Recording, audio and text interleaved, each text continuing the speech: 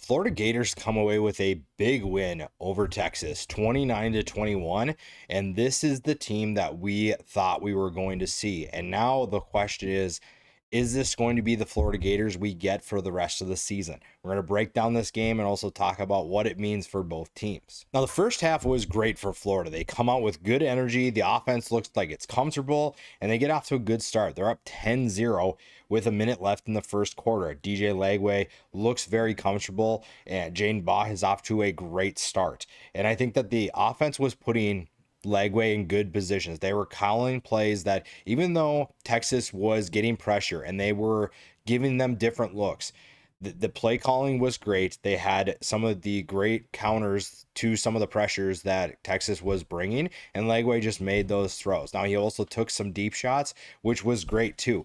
You saw a guy who was confident. He was playing with the confidence that we wanted to see for a long time. We just hadn't. So you're feeling really good about this, but you also know that eventually Texas is going to make a little bit of a comeback. They are going to make their plays. But for the first quarter, it looked really good for Florida. The defense was also playing really well. I thought that group had a good performance in really the entire game, but the first half for sure. They were dialing up very intricate blitzes, a lot of showing the A gap, and then one guy drops back, the other guy twists, and then you send pressure from an off the ball backer. I really liked that kind of stuff. Now, the one thing I do have to give to Texas is Arch Manning, I thought, did a pretty good job of trying, and I say trying because that truly was trying to stay in the pocket. He was trying to give his receivers opportunities to make plays, and truly, it just didn't work. Brian Taylor Jr., to me, was always in Arch's face, and it was always a problem in terms of time. He just did not have time to throw, and he was trying so hard to give his guys an opportunity. Now, the first quarter obviously didn't go their way. Second quarter, Arch is still handling things well. Contrevian Wisner catches a pass from him, and you also had the Parker Livingstone catch before, puts it to 10-7. And I think one of the things that we'll talk about here is I don't really feel like Texas has like a big traditional back that can pick up big yards in big moments. They don't have a physical player like that. It feels like they have a lot of smaller players that aren't able to get the job done in like short yardage situations. No offense to Wisner, but he does not look like the biggest back. And right now in this game, Florida was basically limiting what they could do because they didn't have that big back that could just run through some of those guys. Texas defense, though, was doing what it could. It was getting pressure on DJ Lagway. It's just that Lagway was dialed in. I thought he looked really good against the Texas Longhorns today. 22 of 28 for 298 yards, 2 touchdowns, the 1 interception we'll talk about in a little bit. But this passing attack, we'll dive into this as well. But Lagway was a big reason why they had success. You also had Dallas Wilson. Saw him in the first connection for DJ Lagway, for many connections coming up between those two. For DJ Lagway, Dallas Wilson puts them up 17-7. Then on the ensuing drive, they block a punt. It's 19-7 at halftime, and Florida is playing with all the confidence in the world.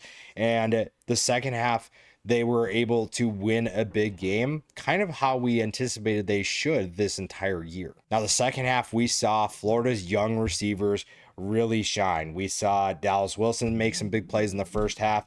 Vernell Brown was also getting in the action as well. He made a couple of big catches, and it really got Florida going in the second half. We wondered if Texas was going to make a little bit of a comeback, and Vernell Brown makes a big catch that leads to a field goal that puts them up 22-7. So not only you have to worry about Dallas Wilson, but now Vernell Brown is showing, hey, I'm a reliable target as well. And Lagway, again, is just making throws that you expect him to make. And that's what makes Florida potentially dangerous. That's what makes them a big-time threat in the SEC. We just haven't seen that this year. We just haven't seen it consistently. Texas then responds. A nice pass from Arch Manning to Ryan Wingo. You finally get that big time play. Texas really needed a big time play because there was so much pressure. There were so many struggles, and they finally got one. They finally got that play, and it's 22-14 at this point, and you think, okay, maybe this is it. Maybe this is what we need. And right after that, Dallas Wilson shows you why so many people were excited about him coming into this year. A 55-yard touchdown catch from Lagway, catches it on the sideline, breaks a couple of tackles, a spin move, makes guys look ridiculous. And by the way, this is a good Texas defense.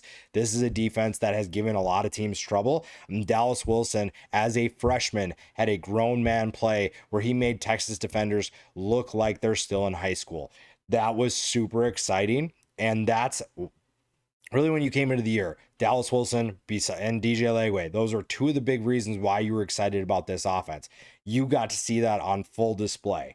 That was super exciting for this team and also exciting for them going forward. This could be a very different team if they are able to play at that level, if they're able to make those types of plays.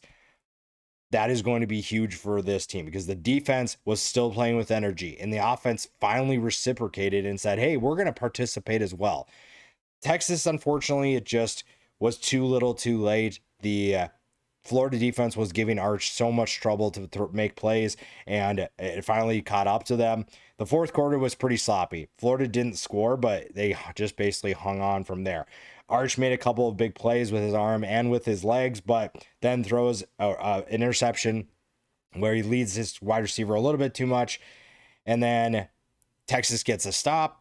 Arch throws another pick. So it was just like you had opportunities to potentially pull within one score and didn't. And then now that being said, Florida, Lagway does throw a pick on the next drive after that second interception, but it didn't really matter. It truly did not matter.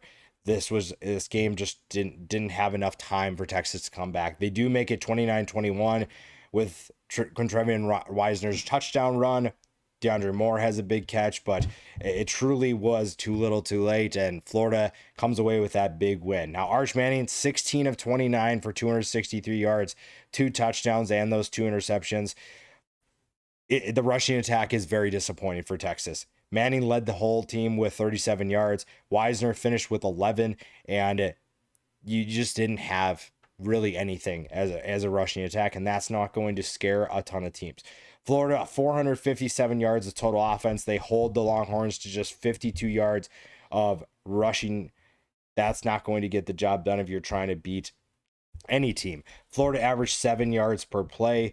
They created turnovers, and they were able to, they weren't able to create a ton of points off those turnovers, but they were able to get the ball back, and they were able to capitalize on mistakes that Texas made, and they just stayed poised throughout the entire thing. They just did not waver. DJ Lagway looked like the DJ Lagway we all wanted to see, and that's a truly exciting thing for Florida. You had questions about what they were going to look like going forward, and I think they answered them. I think they answered them almost profoundly too.